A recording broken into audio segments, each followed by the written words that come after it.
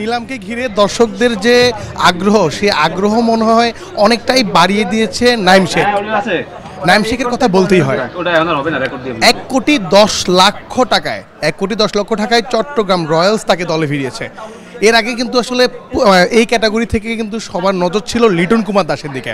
লিটন কুমার দাস কিন্তু তার আমরা যখন শুনছিলাম যে যারা অটোভাবে বা কোনোভাবে নিতে পারবে দলে, সেই জায়গাটা থেকে কিন্তু সরাসরি চুক্তিতে বা সরাসরি সাইনিংয়ে সেই জায়গাটায় লিটন কুমার দাসকে কিন্তু আসলে কেউ সেভাবে দলে ভেরাতে পারেননি। আমরা যতটুকু জানিছি যে তিনি তার বেস বা 1 কোটি টাকায় যে 1 কোটি টাকার যে একটা কথা বলেছেন যে তিনি মানে 1 কোটি টাকা হয়তো বা চেয়েছেন বা এই টাইপের কিছু, এবং এইটাকে ঘিরে কিন্তু অনেক দলই হয়তো বা তার সাথে সেভাবে তাকে আসলে কিনতে পারেনি বা তাকে দলে ফেরাতে পারেনি।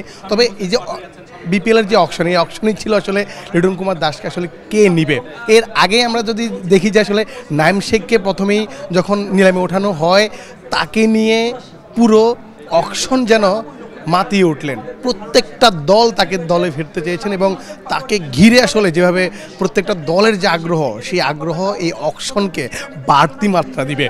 আমরা দেখেছি যে আসলে যখন অকশনটি হয় আসলে তখন দেখলাম যে এই ক্যাটাগরি থেকে নাইম শেখের বেজ ছিল আসলে তার মূল্য ছিল 50 লক্ষ টাকা।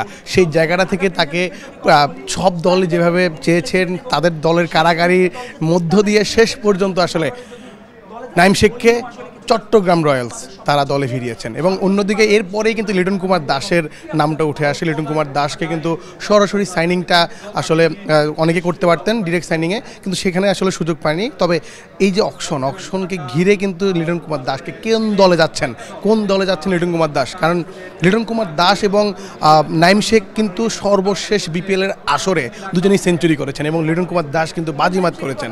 তাকে দল থেকে বাদ দেওয়া হয়েছিল জাতীয় দলের একটি বড় একটি ইভেন্টে আসলে তাকে নেওয়া হয়নি।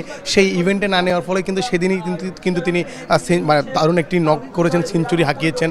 সেই জায়গাটা থেকে কিন্তু নাইম শেখ এবং লিটন কুমার দাস দুজনেই কিন্তু আসলে যেই আগ্রহী ছিল, সব আগ্রহের আগে কিন্তু লিটন কুমার দাসকে ঘিরে কিন্তু বেশি আগ্রহ ছিল। সেই জায়গাটায় কিন্তু নাইম শেখ সব আলো কেড়ে নিয়েছেন। এবং আমরা দেখেছি যে মাহমুদুল্লাহ রিয়াদকে প্রথম ডাকে আসলে কোনো দলে আগ্রহ করেননি। তবে আমরা যতটুকু জানি যে এর শেষে আবার তাদেরকে ডাকা হবে। তবে সেইখানেও যদি তাদেরকে না ডাকা হয়, তবে নিলামের শেষে যেই ভিত্তিমূল্য, সেই ভিত্তিমূল্যতে হয়তো বা তাদেরকে ডেকে নেবে। তবে যেটা বলছিলাম দর্শক, যে লিটন কুমার দাস কিন্তু সরাসরি সাইনিংয়ে কিন্তু তাকে দলে ফেরাতে চেয়েছিল, বা অনেক দলই কিন্তু আসলে তার ভিত্তিমূল্যটা আসলে অনেক বেশি থাকাতে কেউই আসলে সেভাবে আগ্রহ দেখায়নি। তবে এই যে শেষ পর্যন্ত অকশন যখন শুরু হয়, এই অকশনে কিন্তু আমরা দেখেছি যে লিটন কুমার দাসকে আসলে শুধুমাত্র 75 লক্ষ টাকা দিয়ে আসলে রংপুর রাইডার্স দলে বেরিয়েছেন। বিপিএলের যে আলো আসলে লিটন কুমার দাসকে যে অকশনের যেভাবে আগ্রহ ছিল, সেই আলো লিটন কুমার দাসের থেকে আসলে নাইম শেখের দিকেই চলে গেছে।